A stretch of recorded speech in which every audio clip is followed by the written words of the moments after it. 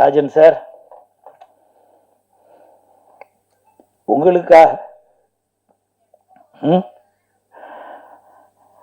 நான் ஒரு தடவை ஸ்டேஜ் அங்க பார்த்தேன்.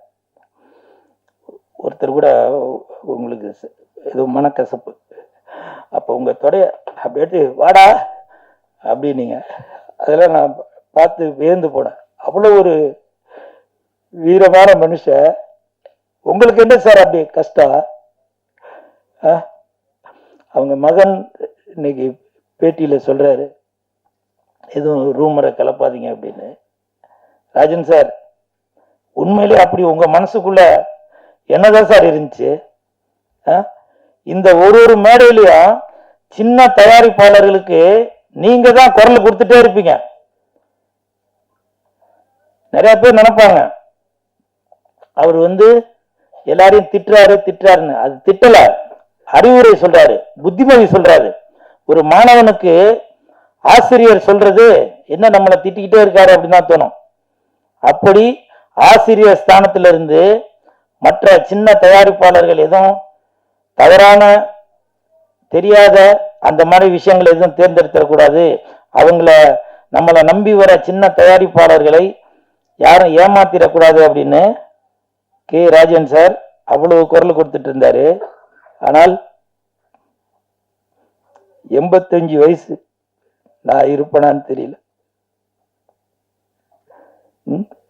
இன்னமும் அவ்வளவு ஒரு உறுதியான உடலோட தான் நீங்க இருந்தீங்க. உண்மையிலேயே அந்த வெள்ளை சட்டை வெள்ளை பேண்ட் அது உங்களுடைய அடையாளம். உங்களுடைய அந்த வெள்ளை சட்டை வெள்ளை மனசை உங்களோட மனசை காட்டும். அப்படி ஒரு தங்கமான மனிதர். உங்களுக்கு அப்படி என்ன சார் பிரச்சனை? உங்களுக்கு வலதுகரமாக பேரரசாலாம் பல இடத்துல பேசினதை நான் பார்த்திருக்கேன். ஆரி உதயகுமார் சார் பேசுனதெல்லாம் நான் பார்த்திருக்கேன். நான் இவங்கள்ட்ட எதுவும் சொல்லியிருந்தா கூட அதுக்கு ஒரு சொல்யூஷன் கிடைச்சிருக்கும். நீங்க அவங்களோட சீனியரா இருக்கலாம். இருந்தாலும் வயது ஆக ஆக எனக்கு தெரியும், என்னோட அப்பா இறந்துட்டாரு இதே மாதிரி தான். ஏன்னா வயசு ஆக ஆக அவங்களுக்கு குழந்தை மாதிரி மனசு ஆயிரும். தன்னுடைய பசங்களா இருந்தாலும் சரி, மனைவியாக இருந்தாலும் சரி, காசு பணம் எதுக்குமே ஆசைப்படாம அப்படி இருப்பீங்க. நான் அனுபவப்பட்டவன்.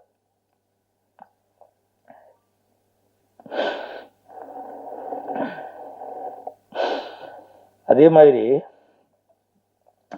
சிஎம் விஜய் சார் இன்னைக்கு சிஎம் ஆயிருக்காரு. எனக்கு தெரிஞ்சு விஜய் சாரோட அப்பா சந்திரசேகர் சார் அம்மா அவங்கள விட சிஎம் ஆகணும் அப்படின்னு கே ராஜன் சார் தான் அப்ப இருந்து நினைச்சிட்டே இருந்தாரு. ஏன் அடுத்த ஒரு மாற்றம் வரணும் சினிமால. எனக்கு அதை பத்தி பேசுறதுக்கு எனக்கு அனுபவம் பத்தாது. ஆனா பல பேர் சொல்லுவாங்க, சினிமா ஒருத்தங்க கையில இருக்கு, அங்கிருந்து வெளியில வரணும் அப்படின்னு. ஏன்னா நான் ஸ்கிரீனுக்கு முன்னாடி மட்டும்தான் நடிக்கிறவன், பின்னாடி நடக்கிற விஷயங்கள் எனக்கு தெரியாது. அந்த தயாரிப்பாளரோட வழி என்னன்றது எனக்கு தெரியாது. அது எல்லாம் உணர்ந்து கே ராஜன் சார் அடிக்கடி சொல்லிட்டே வருவாரு, என்னோட தயாரிப்பாளர் இந்த நிலைமைக்கு வந்துட்டு இருக்காங்க, அவங்கள காப்பாற்றணும் அப்படின்னு சொல்லிட்டு இருப்பாரு. அப்படி ஒரு மாற்று அரசியல் இப்ப வந்திருக்கு. அத கைதட்டி பார்க்கறதுக்குள்ள இப்படி அவசரப்பட்டீங்க சார். எனக்கு பல இடத்துல நீங்க புத்திமதி சொல்லிருக்கீங்க.